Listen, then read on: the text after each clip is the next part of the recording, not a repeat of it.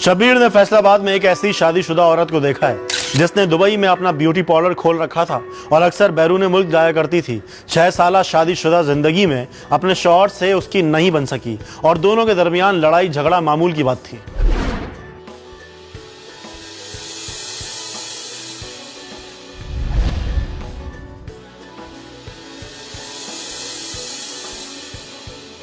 शब्बीर ने एक दिन देखा कि फौजिया नामी औरत एक प्राइवेट कार में सफर कर रही थी। कार मुख्तलिफ सड़कों से होती हुई एक गांव में दाखिल हुई, फिर एक जगह रुक गई। फौजिया ने कार वाले को पैसे दिए और फिर कार वाले ने कार की डिग्गी से फौजिया का सामान निकालकर जमीन पर रख दिया।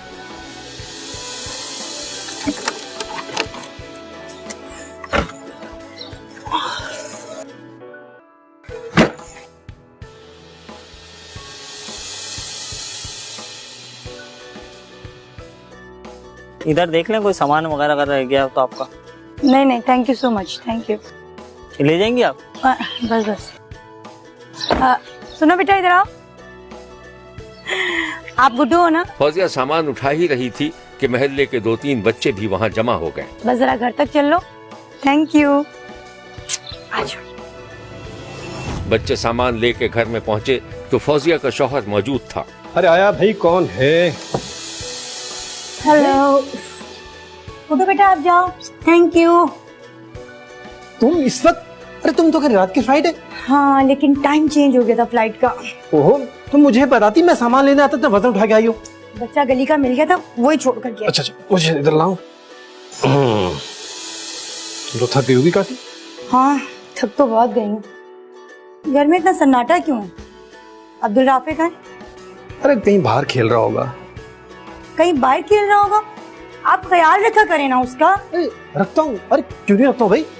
वैसे एक बात है, पहले से बहुत सेहतमंद हो गई हो, बड़ी अच्छी लग रही हो। Thank you. अच्छा ये बताओ, एयरपोर्ट पे गड़बड़ तो नहीं हुई? गड़बड़ क्यों होनी थी? मैं कोई गैर कानूनी काम कर रही हूँ? अरे ऐसे पूछ रहा था।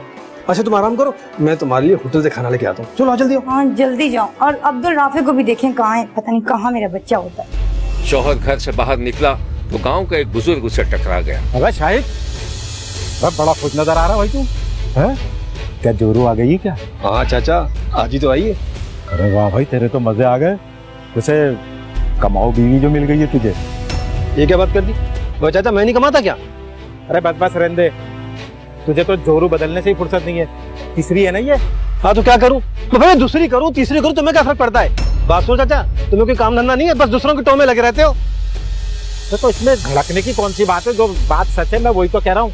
मैं तो इसलिए कह रहा था कि बीवी को ज्यादा आजादी देना ठीक नहीं है। और तू क्यों नहीं चला जाता उसके साथ दुबई? अच्छा, अब वो दुबई में पार्लर चलाती है, मैं क्या करूंगा? मैं क्या करूंगा लोगों के? वो दिमाग खराब हो गया तुम्हारा, कोई अकल से काम लिया करो। अच्छा भाई, नेकी का तो जमाना ही नहीं है। अच्छा एक काम करो, किसी और के बारे में पूछना तुम्हें, पूछ लो। अरे हाँ, अबे वो तेरा एक दोस्त है ना, वो बलोच वसीम, वो कहाँ है? उसकी मालूमात ले लो, पूरे इलाके में बता देना सब कुछ, सबकी घर की बातें। अब चाचा काम धंधा क्या करो, फालतू आदमी। ऐसे चल भाई चल, दिमाग खराब कर दिया। शाहिद और फौजिया की 6 बरस पहले शादी हो गई थी।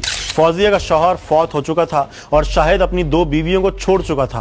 पहली बीवी से शाहिद का एक 7 साल बेटा था जो अपनी तीसरी मां यानी फौजिया के साथ रहता था। फौजिया का एक तो दुबई में छोटा सा कारोबार था और फिर उसके मरहूम शौहर की प्रॉपर्टी की भी वो मालिक थी, जबकि उसका शौहर शाहिद किसी किस्म का काम धंधा नहीं करता था बल्कि अपनी बीवी की जायदाद पर नजर रखता था और बज़ाहिर यही बात थी जो इन दोनों के दरमियान झगड़े का सबब बनती रही। एक दिन शब्बीर ने देखा कि शाहिद अपने एक दोस्त के साथ था और काफी परेशान लग रहा था। यार परेशान हो, खैर तो है? हाँ यार क्या करूँ, कुछ समझ नहीं आता है। बीवी कभी कभी ताने दे देती है। सच तो यार ये मर्द को ना कंगला नहीं होना चाहिए। यार एक काम मेरे जहन में है, करेगा? बोल। कोई सस्ती सी जमीन खरीद कर उस पे मकान बना लेते हैं और उसे बेच दे, अच्छा खासा मुनाफा मिलेगा। करेगा? अब ये बता, ये जमीन खरीदने के पैसे कहाँ से आएंगे? यार तेरी बीवी दुबई में काम करती है, ऐसा तो उसके पास अच्छा खासा होगा, चल पटा ले उसको यार। वो अबे वो एक कौड़ी नहीं देगी, महाकंजूस है महाकंजूस। तो कुछ और सोचते हैं। हाँ यार तू सोच, मैं चलता हूँ।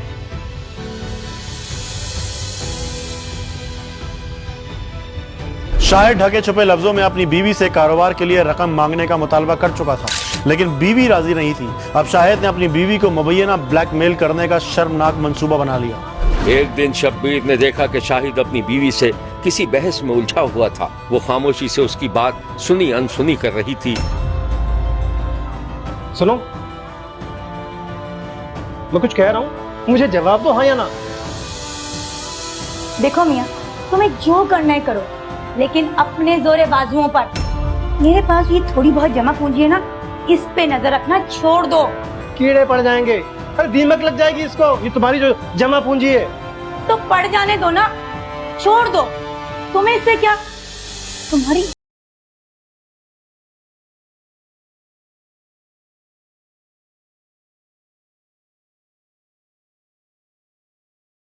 तुम्हारी आवारा है, बदमाश है, दुबई में अड्डा चलाती है, बस।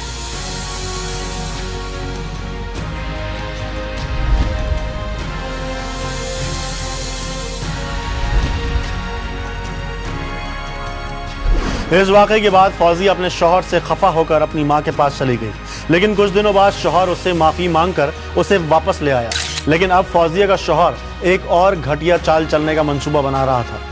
एक दिन शब्बीर ने देखा कि फौजिया का शौहर अपने एक दोस्त को अपनी बीवी से बात करने पर उकसा रहा था।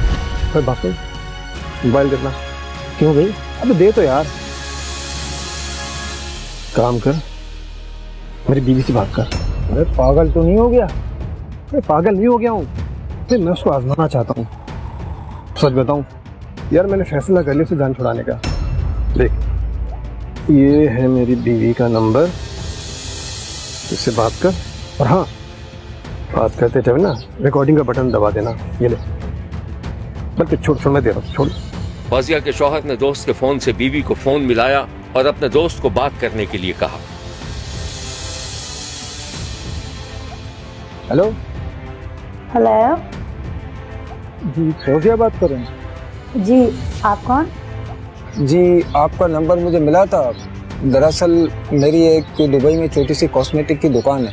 अच्छा, तो फिर मैं ये सोच रहा था कि आपका तो पार्लर बहुत मशहूर है, अगर आप मेरी दुकान से कॉस्मेटिक की चीज़ें खरीद लेती तो आपका भी फायदा होता और मेरा भी। अच्छा, लेकिन वो कैसे? वो ऐसे, अगर आप कोई वक्त मुझे दें तो बैठकर बात कर लेते हैं। अच्छा, मैं आपको अपने हस्बैंड का नंबर देती हूँ, बल्कि मैं उनसे बात करती हूँ, फिर आपको उनका नंबर देती हूँ, आप उनसे मिलकर बात कर लीजिएगा कि क्या करना है, ठीक है? जी जी जी, बहुत शुक्रिया, मुझे इंतज़ार रहेगा। ओके, थैंक यू, अल्लाह हाफिज़। यार, तेरी बीवी तो बहुत अच्छी और सुलझी हुई औरत है यार, किस काम पे लगा दिया तुमने मुझे? लानत है यार तुझ पर। ओ भाई, तू पागल हो गया है, तू नहीं जानता उसको, तेरा वास्ता नहीं पड़ा उससे भी। अच्छा एक काम कर, कि तूने जो कॉल रिकॉर्ड की ना यार, तू मुझे भेज दे जरा। चल बे चल, मैंने तो उसका फोन रिकॉर्ड भी नहीं किया, कर भी देता ना तो मैं तुझे नहीं देता। और हाँ, उसका अगर फोन आया ना तो मैं उठाऊंगा भी नहीं, और मैं उसको फोन करूंगा भी नहीं। अच्छा, ज्यादा लेक्चर नहीं दे मुझे, मैं पहले बहुत परेशान हूँ। फोन नहीं उठाऊंगा इसका। शाहिद का हर तरीका नाकाम हो चुका था। उसकी बीवी किसी तरह उसकी ब्लैकमेलिंग में आने वाली नहीं थी और शाहिद अपनी बीवी की जायदाद हथियाने की कोशिश कर रहा था। हर तरफ से नाकाम होने के बाद एक दिन शाहिद ने अपने कुछ दोस्तों के साथ मिलकर बीवी का गला दबाकर उसे कत्ल कर दिया और लाश के टुकड़े करके एक गठरी में बांधकर नहर में फेंक दिया और खुद थाने रिपोर्ट दर्ज करवाने चला गया। शब्बीर ने देखा कि शाहिद थाने में बीवी की गुमशुदगी की रिपोर्ट दर्ज करवा रहा था। हवालदार लिखता जा रहा था, लेकिन उसे शाहिद का बयान मशकूक लग रहा था। फिर वो उसे तफ्तीशी के पास ले गया। तफ्तीशी ने 2-4 सवालात किए तो शाहिद ने बीवी के कत्ल का इतराफ कर लिया। ये जो इसका खामन है ना, इसने इसको प्रॉपर्टी जो इसका घर है इसने उसके नाम लगवाया हुआ है। उस वजह से इनके आपस में लड़ाई झगड़ा होता था। उस वजह से इसने अपने 2 साथी मंगवाए, एक आसिफ और एक और मुस्लिम शेख। तो पैसे 2 आदमी मंगवाए। उनको इसने पैसों का लालच दिया कि आप मेरी बीवी को मेरे साथ मिलकर कत्ल करें। फिर मैं आपको पैसे दूंगा।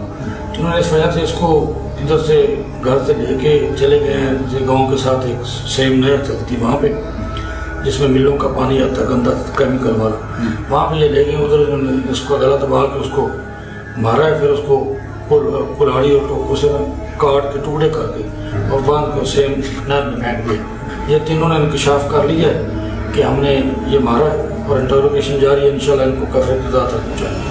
ये है मुल्जिम का बयान। उसका किरदार अच्छा नहीं था, इसलिए मर्डर कर दिया। किस तरह से आपने उसका गला दबा मर्डर किया आपने? मर्डर मैंने इनके साथ किया, लेकिन फेंका नहीं इनके साथ, इन्होंने फेंका। शब्बीर ने मकतूला की माँ, बाप और दीगर रिश्तेदारों से बात की, जिनके चेहरे गम में डूबे हुए थे। पार्लर काम जान दी 3-4 दफा दुबई गई है, पैसा पुसा ठीक सी, प्रॉपर्टी खरीद के खुद तैयार की बनाई।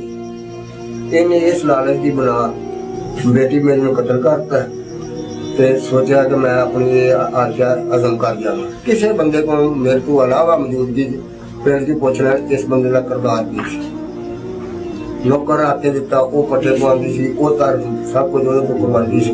ये सिर्फ नौकर एक दिन नसाया, दूसरे दिन नहीं काम कर। 60 साल मेरी उम्र है, मैं बीमार, सारा प्रॉब्लम है मैनू, और नहीं मैनू मैं तो चल फिर मैं नहीं सकता। जो 10 दिन हो गए ने मैं डेली रोज अदालत तक देखा, मैनू इंसाफ चाहिए। मेरी बच्ची दे नाल बहुत जुल्म होया।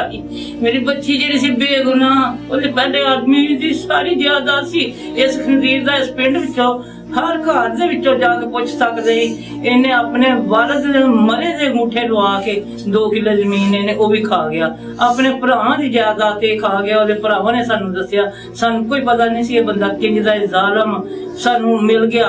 इस जालिम हुण सानू धमकियां लवांदा है, मैनू इहदी जेहड़ी प्रॉपर्टी ओ मैनू मिलनी चाहिदी है, पर वो मेरी बेटी दी है, पिछले आदमी दी प्रॉपर्टी इहदे कोई हक दावा नहीं इहदे विच इहदा, ना मैं देना है। जेहड़ा मैनू पुलिस वाला या थाने वाला भी धमकी लावेगा ना, मैं उन्हां दी वर्दियां लवाउण ताईं जावांगी, मैं उतां जावांगी, इमरान खान ताईं पहुंचा दी, मैं वज़ीरे आला ताईं पहुंचा दी, जिथों ताईं मेरे को जाया गया। मैं इंसाफ देना चाहती है।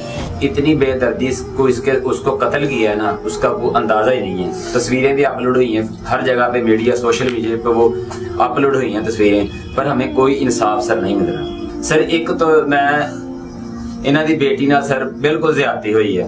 मेरी वो भैन सन वड्डे मेरी साली ने उन्हां नाल बड़ी ज्यादती कीती है। खामद ने 2 बंदे रलाए ने नाल, उन्हां दे टुकड़े कीते ने। उस तो बाद पुलिस उन्हें अरेस्ट करके लै गई है। तकरीबन 3-4 दिन होए ने सर वो बंदा अदालत ओदे विच थाने विच अरेस्ट होया पिया है, तो सानू कोई इंसाफ नहीं मिल रहा। जिधर जाने सर जी, जिधर भी जाने पैसे लग रहे ने साडे, जिधर भी जाने जी पैसे लग रहे ने जी। डाटे दे पैसे दवो, सानू इस चीज दे पैसे दवो। गड्डियां मुलजम नूं सर असीं फड़न लैके जा रहे हैं, वो सर मदई ने पैसे देने ने। कौन पैसे मांगता है? सर पुलिस वाले ने कहा जी सानू 2 गड्डियां करा के दवो, असीं मुलजम लभन जाना वा। सानू 10 दिन असीं आप लेइए जाके मुलजम। ये है वो नहर जिसमें फौजिया के लाश के टुकड़े बहाए गए थे। शब्बीर का कहना है कि एक बेगुनाह औरत के कत्ल के जिम्मेदार किसी रियायत के मुस्तहिक नहीं हो सकते। इन्हें करारे वाकई सजा जरूर मिलनी चाहिए। देखते रहिए, क्योंकि कोई देखे न देखे, शब्बीर तो देखेगा।